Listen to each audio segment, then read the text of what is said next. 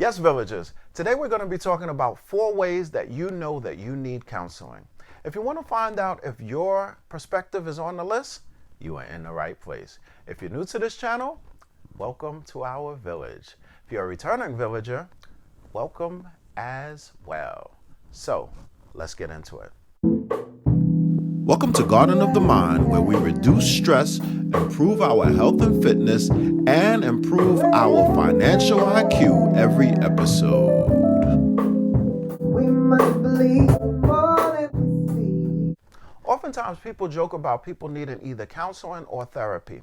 But what is not necessarily a funny thing is the question that remains in a person's mind whether they in fact need counseling or not. So we're going to give you 4 indicators to help you to know exactly whether counseling is merited. I personally believe that everybody can benefit from counseling. However, there are some indications that lets a person know that they can benefit a little bit more than other people. It doesn't necessarily say that there's a defect or something wrong with the person. What it does say is it shows the intention of the person who is seeking out the counseling. They are looking to improve their lives, or they've been looking to try to get unstuck from something that has been a stopping point for them for some time. We are talking about voluntary counseling. So an individual has to go out and seek this counseling for themselves. Tip number 1, when there is trauma as a result of a major life change. Now, life can deal us a hell of a blow or a heck of a hand. We are talking about things like divorce. We're talking about whether someone has witnessed a violent action, psychological trauma, mental abuse, physical abuse, sexual abuse. These types of things sometimes can cause us to change in ways that we were not even aware of.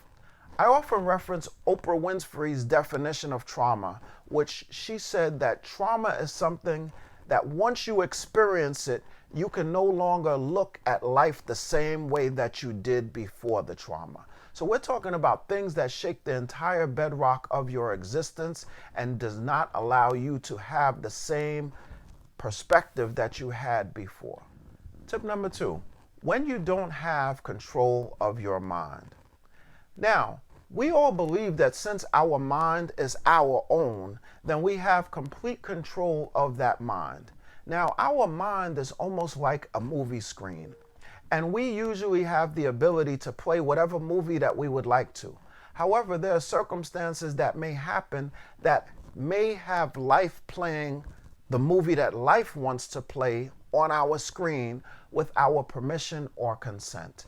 So those times, those are indicators that we may benefit from some psychological assistance when we don't have control over the movie that's being played in our mind, or how often this movie is played, or when this movie takes place.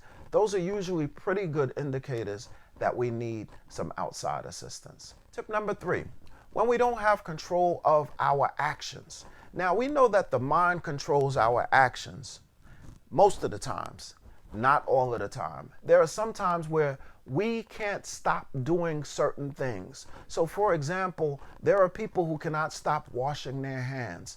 There are other people who may not be able to stop checking the door to make sure that the door is locked. There are sometimes actions that we take that we don't have any control over. A less significant compulsory behavior is not being able to sleep. We should have control of our body and should have control over what happens to it. So if we want to go to sleep and we are not able to go to sleep, that may also be an indicator that we may benefit from seeing someone for therapy. Tip number 4, when we find ourselves in the same conditions with different people at different times. We all know that the definition of insanity is doing the same thing over and over again and expecting different results. However, there are times where we do the same thing over and over again and expect different results. So for example, there are times where we get into relationships and we expect people to treat us better as a result of the horrible treatment that we've had in the past. And when that doesn't happen, then we get angry at the new person who is in our lives. Now, during those times, one of the things that we may be able to do differently is we may be able to teach people how to treat us and set strong boundaries which don't allow people to not treat us in the way that we've been treated in the past. I just came across a quote that said, "If you are tired of dealing with clowns, then stop going to the circus." There are so many times where we continue to go to the circus and expect the clowns not to act like clowns. Times like that, usually our friends are a little bit more adept at seeing us continuing to repeat the same mistake and the same behavior in different scenarios. So there are some times where we may have to listen to our friends' assessments of our actions. Now with counseling, counseling is a voluntary thing. It is something that the person who is seeking the counseling has to do. If they are not interested in the counseling, there is no way that we can wave a magic wand over them and force them to see the progress that they could be enjoying if they were to volunteer for counseling. Counseling is one of those things where the seeker of counseling has to have buy-in. They have to agree and they have to be a partaker in the entire process. That is one of the secret sources that fuels the counseling relationship between themselves and their therapist. There is a beautiful saying that says, "When the student is ready, then the teacher appears."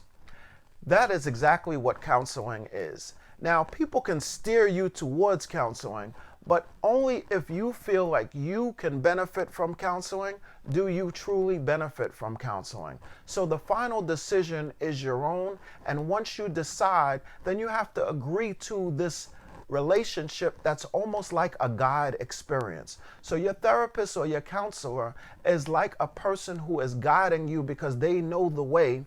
And then there is also some times where they can take you to a place that you cannot get to on your own.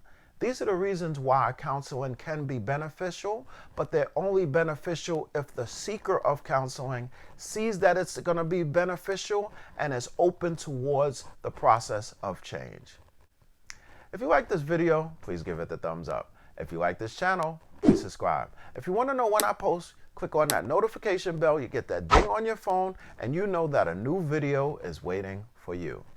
And remember, thoughts are actions, words have power, and actions have consequences. I'll see you next Wednesday.